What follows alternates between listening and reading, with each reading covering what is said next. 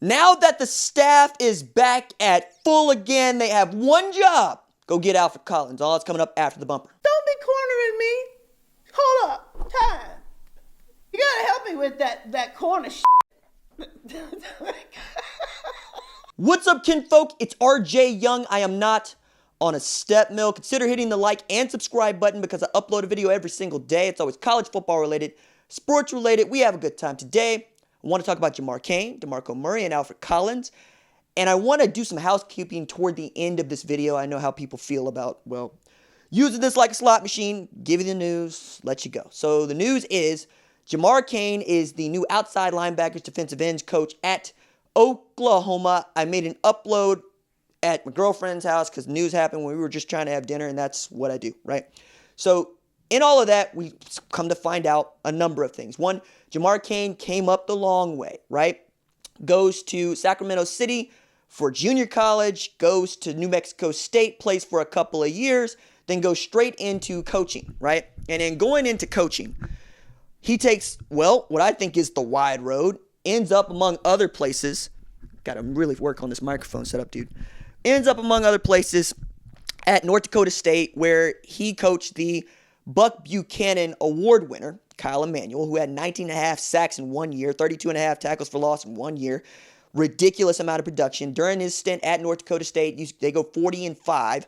He's coaching with Chris Kleiman, who's now the Kansas State head coach, and they're just winning.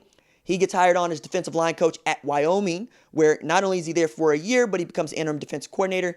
Gets hired away to Fresno State, where Jeff Tedford and he build an outstanding defense, which is kind of what they do at Fresno State, holding teams to just 14.1 points per game, also producing great Mountain West defensive linemen, right? And then goes to Arizona State to join Herm Edwards' staff, which is run not unlike an NFL club, right? It's one of the draws to it if you're a recruit. It's like, hey, we are becoming an incubator for the NFL. You want to find out how they do it? You want to learn how they do it? Come play for me. And I think that Jaden Daniels is going to be one of the best quarterbacks returning in 2020. Also, with that, we've seen two things. One, that Jamar Cain can turn defensive linemen into outstanding players. He had, well, the leading tackler or second leading tackler among defensive linemen in the conference on his defensive line. But more than that, he was a capable recruiter in the Pac-12. As a matter of fact, the only guy that was really doing it better than him, especially as a position coach, was Antonio Pierce, and that's basically his boss, right? Associate head coach, recruiting coordinator, and again, a linebacker in the NFL.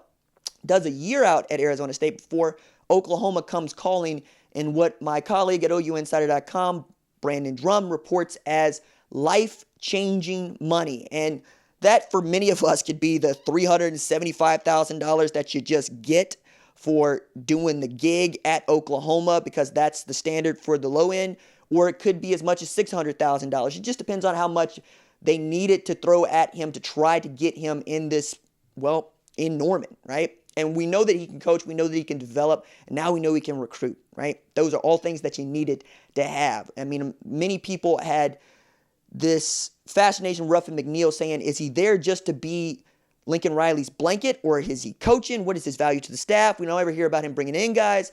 I know that people still feel some kind of way about Derek Green, who was his kiddo, who didn't last at Oklahoma, went straight back into the portal, came out at Vanderbilt.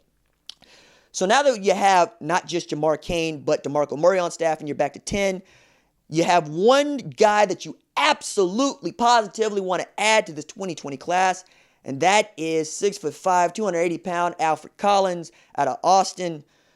Look, he's a Texas legacy. His mom went to Texas. The crystal ball say Texas. But maybe this is the thing that needed to happen to lure Alfred Collins away from, well, being a legacy and to Oklahoma to play on the defensive line. He would be the only 5-star in Oklahoma's class this year. That'd be huge, because right now, according to the top 247, Andrew Rame is the highest rated, signee, early enrollee for Oklahoma, an offensive guard, number 41 in the country. There are folks that compare him to Quentin Nelson. My man Jerry Ostrowski compared him to Marshall Yanda. More on him in just a bit. But that's the job now, right? Take DeMarco Murray, take Jamar Cain, take Lincoln Riley, take Roy Manning, take Alex Grinch, take the staff if you have to, go to his house, and don't leave without a commitment and a signing on the dotted line for Wednesday. which is signing day, right? That's why you bring in these guys, is one, to develop them, two, to recruit them, because you need talent to win, right? And I'm doing this bit where I'm also, one, you need to lock down the state of Oklahoma, period, because I think that every college needs to lock down its local area first and foremost. And then you have to recruit the hotbeds of high school football across the country. 226 NFL players this year came from Florida. 177 came from California. 175 came from Texas. 124 came from Georgia. All four are states Oklahoma recruits in, and recruits heavily, because that's what you have to do. Right? It means you have to go there. And there are a number of kids from Texas that grew up Oklahoma fans, but I also believe that most Texas kids grow up wanting to go to Texas, because it is their flagship university and it is the state that they grew up in. It means quite a bit. Seeing how Jamar Cain can hit the ground running is going to be huge. Seeing what kind of big fish they can draw in is going to be huge, because I know that a real criticism of this staff and of Oklahoma is getting top-end defensive line talent straight out of high school. Because you see Clemson signed 3 of the top 6 in the class, including the highest rated defensive lineman, not just in the top 247, not just in the 247 composite, but also the highest rated one to ever sign with Clemson, right? And Brian Brzee. Brian Brzee is a J.J. Watt type of dude. And I remember being at the opening final in 2018, putting a camera in his face back when he was still just a rising junior, and going, yo, who's recruiting you to Oklahoma? And he had to really think about it. And I was like, okay, never mind. You don't have to answer the question, because it's very clear that he wasn't considering Oklahoma.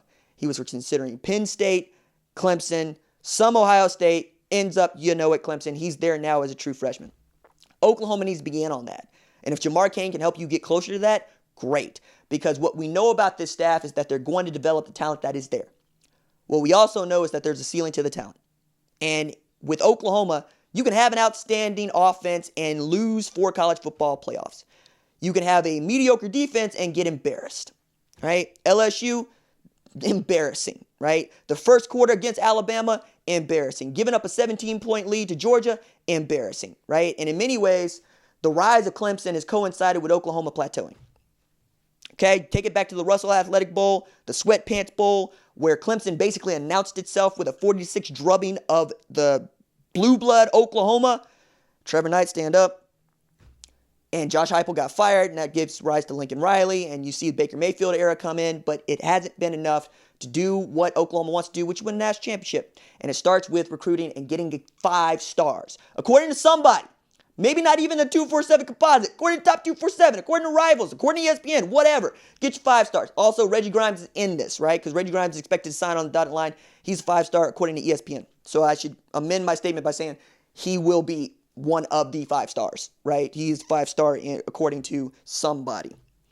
But I guess because I work at 247 Sports, I give the top 247 a little bit more leeway.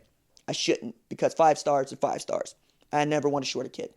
That said, doesn't really matter. You need to go get the elite defensive line talent. You need to go get the elite defensive end. You need to show that you can put together an outstanding defense that can compete with SEC offenses and not get embarrassed when you go into non-con against the best in the country, like Alabama, like Georgia, like Clemson, like LSU last year.